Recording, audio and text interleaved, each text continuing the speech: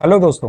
आज की वीडियो हम सीखने वाले हैं एक्सेल के 3 सुपर यूजफुल फंक्शन, जैसे एवरेज फंक्शन जो हमको सिंपल एवरेज कैलकुलेट करके देता है, एवरेज इफ फंक्शन जो हमको कंडीशन के बेस पर एवरेज कैलकुलेट करके देता है, और लास्ट में हम सीखेंगे एवरेज इफ फंक्शन जो हमको मल्टीपल कंडीशन के बेस पर एवरेज फाइंड करके देता है। इन सबको प्रैक्टिकल एग्जाम्पल के साथ समझेंगे। चलिए शुरू करते हैं। सबसे पहले बात करते हैं एवरेज फंक्शन की। एवरेज फंक्शन किसी भी नंबर ऑफ रेंज का मीन या एवरेज कैलकुलेट करता है। इसको हम प्रैक्टिकल एग्जांपल के साथ समझेंगे।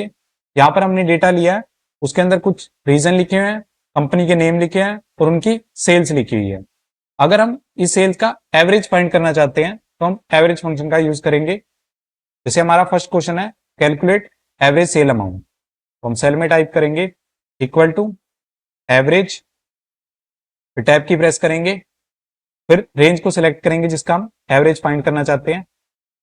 सेल्स वाली रेंज को सिलेक्ट करेंगे, ब्रैकेट क्लोज करेंगे, एंटर प्रेस करते हैं तो हमको एवरेज सेल अमाउंट मिल जाएगी।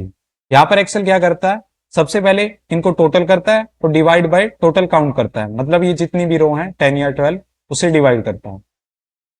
उसके बाद हम नेक्स्ट फंक्शन देखते हैं एवरेज इफ फंक्शन। इसका यूज हम तब करते हैं जब हमको कंडीशन के बेस पर एवरेज फाइंड करनी होती है। जैसे एग्जांपल के लिए हमारा सेकंड क्वेश्चन है average sale of Apple company. हमको सिर्फ एप्पल कंपनी की एवरेज सेल फाइंड करनी है, मतलब हमारी कंडीशन है कि कंपनी एप्पल हो। तो इसके लिए सबसे पहले हम एवरेज इफ का सिंटेक्स देखते हैं। जैसे यहाँ पर हमने नीचे लिख रखा है, इसके अंदर हमको 3 चीजें देनी होती है। सबसे पहले रेंज, रेंज मतलब जहां पर हमारी कंडीशन चेक होती है। क्राइटेरिया मतलब जो हमारी कंडीशन है, और उसके बाद लास्ट में हम देते हैं एवरेज रेंज, मतलब जिसका हमको टोटल करके एवरेज फाइंड करना होता है। से हमारे केस में होगी सेल्स वाली रेंज। तो इसको हम देखते हैं, सेल में टाइप करेंगे इक्वल टू एवरेज इफ, फिर टैब की प्रेस करेंगे, उसके बाद रेंज को सिलेक्ट करेंगे, मतलब जहां पर हमारी कंडीशन चेक होनी है। हमारी कंडीशन है एप्पल, मतलब कंपनी वाली रेंज में चेक होगी कंडीशन। कंपनी वाली रेंज को सिलेक्ट कर लेंगे और इसको हम फिक्स करेंगे, कीबोर्ड से प्रेस करेंगे F4। इसको फिक्स हम इसलिए करते हैं, अगर हम बाद में कंपनी में किसी बड़े डेटा पर काम कर रहे हैं, इसी फॉर्मूला को अगर हमको बाद में नीचे ड्रैग करना है तो ये रेंज चेंज ना हो, तभी हम इसको फिक्स करते हैं ताकि हमारा आगे आउटपुट रॉन्ग ना आए। फिर कोमा लगाएंगे और फिर क्राइटेरिया लिखेंगे इन्वर्टेड कोमा के अंदर, एप्पल, इन्वर्टेड कोमा क्लोज करेंगे। इसको आप हमेशा इन्वर्टेड कोमा के अंदर लिखो, फिर कोमा लगाएंगे और उसके बाद एवरेज रेंज को सिलेक्ट करेंगे, मतलब सेल्स वाली रेंज को सिलेक्ट करेंगे जिसका हमको एवरेज फाइंड करना है,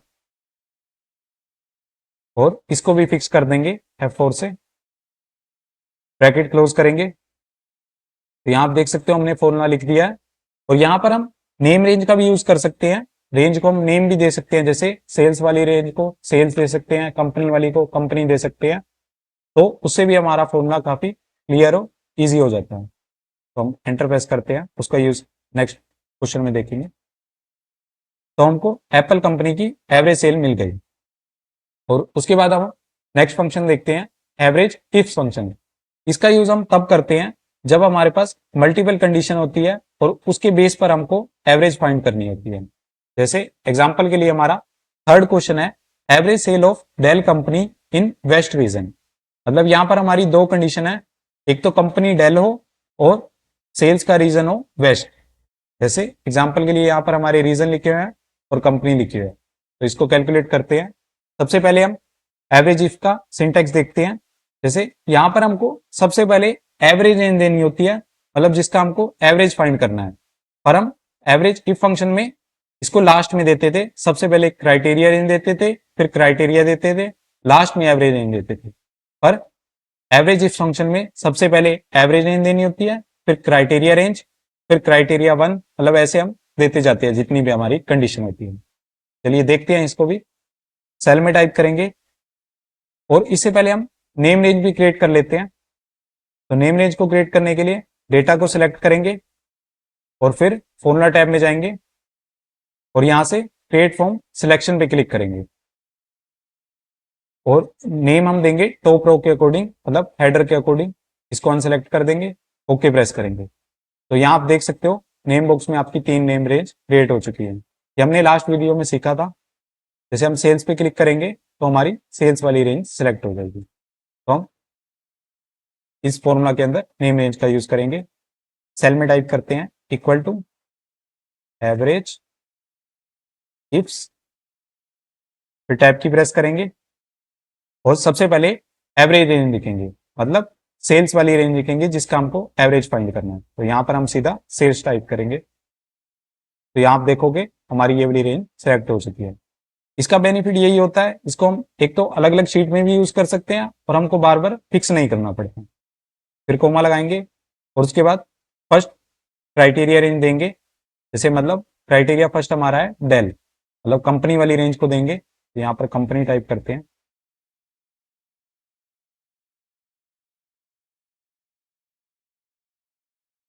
टैब की प्रेस करेंगे, यहाँ आप देख सकते हो कंपनी वाली रेंज सेलेक्ट हो चुकी है रेड कलर में। फिर कोमा लगाएंगे, इन्वर्टेड कोमा के अंदर कंडीशन लिखेंगे डेल, इन्वर्टेड कोमा क्लोज करेंगे, फिर कोमा लगाएंगे और उसके बाद सेकंड कंडीशन देंगे, मतलब सेकंड रेंज को सिलेक्ट करेंगे। हमको रीजन के अंदर देखना है तो यहाँ पर रीजन वाली रेंज को सिलेक्ट करेंगे। तो रीजन टाइप करते हैं।